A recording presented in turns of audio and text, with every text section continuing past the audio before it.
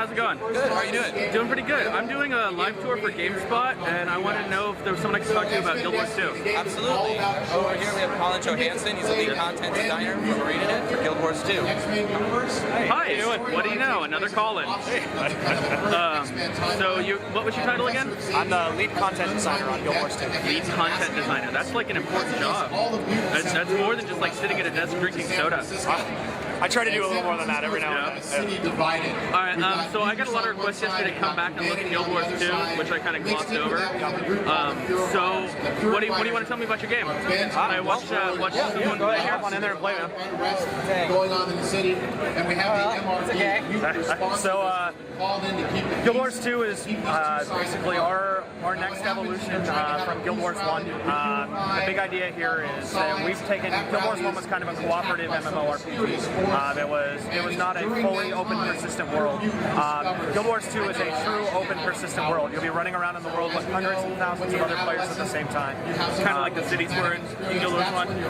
Yeah, just like the cities, except the entire game is like that. Right. I played a little of the first one, and basically everything is an instance party kind of deal. So yeah, we definitely wanted to get rid of that sense. A big part of the design behind Guild Wars 2 is building a sense of community between our players. So having this open, persistent world, we've gotten rid of the traditional concept of basic MMO quests, where you walk up to a guy, you get a big old block of text you got to read. The guy says something horrible is happening in the world. You go over there and there's actually nothing happening. You kill some creatures, you come back and get a reward. Those kind of quests do not exist in Guild Wars 2. Instead, we've replaced them with dynamic events. You can actually see there's a dynamic event going on right here, right now, where pirates are trying to hold this village captive, and they're trying to hold them for ransom, and they're basically trying to blow up the village and saying, hey, you need to pay us money to get us out of here. And you're trying to kill the pirates and drive them out of here before the villagers cave in and pay the money. This is an event that happens for everybody in the game at the same time. Everyone can join in and take part in this. And the event dynamically scales. So the more players that are here doing it, the more pirates that are going to show up, the harder the pirates get. So the event gets more interesting and fun no matter how many players are here. That's really cool. And that's part of building that sense of community. Also, the events have impacts on the world. So a traditional MMO quest, it happens and ends, and nothing in the world actually changes. It doesn't mean anything. Of course, you make a new character, you come back, and hey, there's the quest again. Exactly. And in our game, because of this event system, every time you play through the game, the world can be completely different, because the events actually change the world. If a Centaur army attacks a town, and you're not able to defend the town, the Centaurs will actually take the town over, and the merchants in there are lost. All the stuff that's in there is lost to the players. And a new event kicks off to liberate the town and bring it back. If you're unable to do that in an amount of time, the Centaurs start spreading out around the world, and new events kick off and they start attacking other locations. They start going into a forest and chopping down trees and building siege weapons out of those trees, and they bring them back to defend the town they took over. So these events actually change and persist and spread out across the world to make the world constantly changing for all the players that are in it. That's really cool. So I'm looking at the kind of skill set this character has. What can you tell me about the classes available in this game? So we have 8 professions in Guild Wars 2. We've announced 7 of them so far. There's the Ranger, the Elementalist, the Warrior, the Necromancer, the Thief, the Engineer, and the Guardian, and 1 unnamed profession at this point. The one we're seeing right now is the Elementalist, and the Elementalist's abilities in combat is to basically they have different attunements that they can swap between. So you just saw him swap in combat from fire attunement to air attunement, and he basically gets a completely different first 5 skills on his skill bar based on those attunements he's swapping between. This allows him to basically change the role and change the abilities he has in combat, so he can play a different way and have different abilities that he's swapping between. Alright. So what kind of healer class is there? I didn't hear you name one. So there is no dedicated healing class in Guild Wars 2. There are no monks, there are no priests, nothing like that. One of the reasons we did this is we want to get rid of the concept of the Holy Trinity in a typical MMO. We think people hate that moment where you're trying to form a group, you've got 7 players and you need that extra player and you need a monk and you're like, oh, we need a healer, and your buddy's like, I don't want to play a healer, I just want to play with you guys, and you have to tell him, no, you can't play with us, and you sit around for 45 minutes trying to find somebody to play the healer. We're getting rid of that concept entirely. Instead, characters in our game, all of the professions, can constantly change abilities and things they're capable of doing, hot in combat combat while they're playing through the game, so that you're reacting to the scenarios the game is presenting to you, and you don't need any one specific set of rules. Instead, everybody is capable of changing the abilities and positioning that they place in combat, so you're reacting to the combat, and everybody's working together with the professions they have. Everybody has a dedicated healing skill 6 on their bar, so they're able to help keep themselves alive, and then they have skills that help support other players, but they cannot directly target to heal other players. The only healing in the game is buffing is untargeted heals that provide like AoE heals, where you put a little ring down on the ground that people can see and run into it, but you're never selecting other players, so you're never... That's actually really cool. It helps get away from playing the UI, you know, in a traditional MMO combat. And really, that's kind of where all the MMOs are going, which I'm finding is a really refreshing change. It stops being this push the button when the cooldown's done and wait for the game to catch up, and becomes more of a game that you're playing.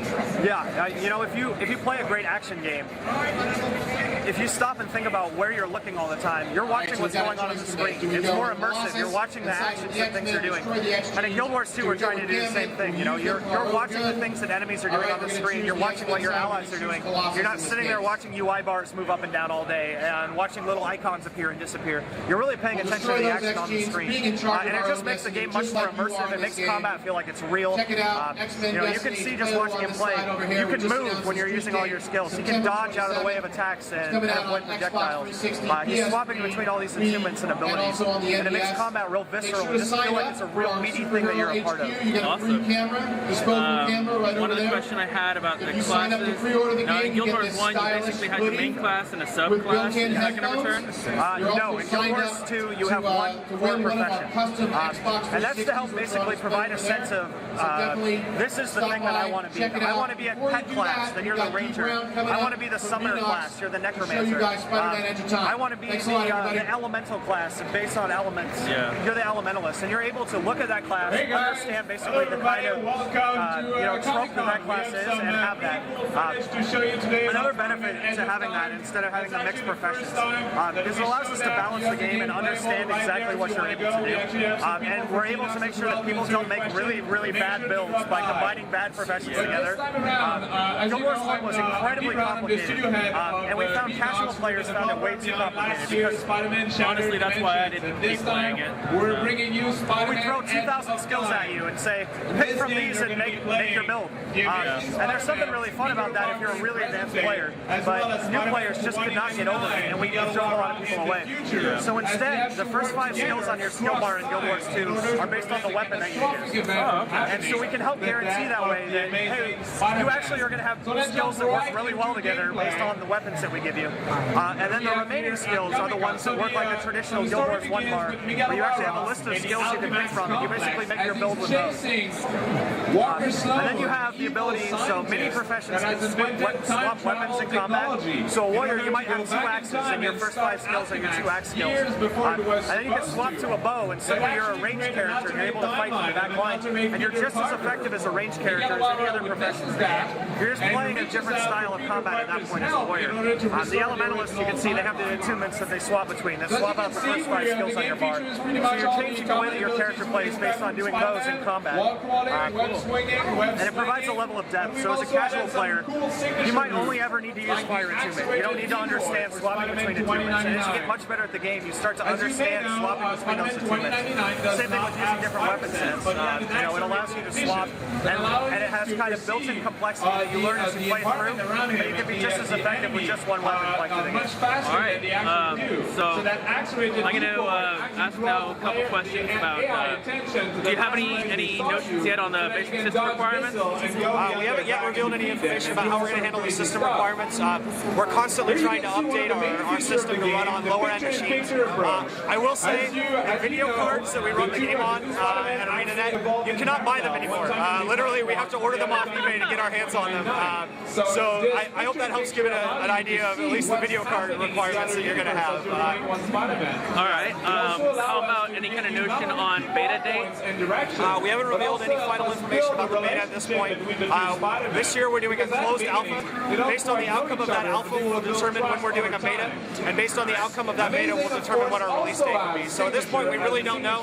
It's when it's done and when we're happy with it. We'll progress through each one of those. All right. What's the website? Website is guildwars2.com. Guildwars2.com. You were also Colin, just like me. I had a lot of fun talking to you guys, and hopefully this all keeps working out for you. Thanks very It much. looks like a really great innovation in the Guild Wars gameplay. Thank you, Colin. All right, thank you very much.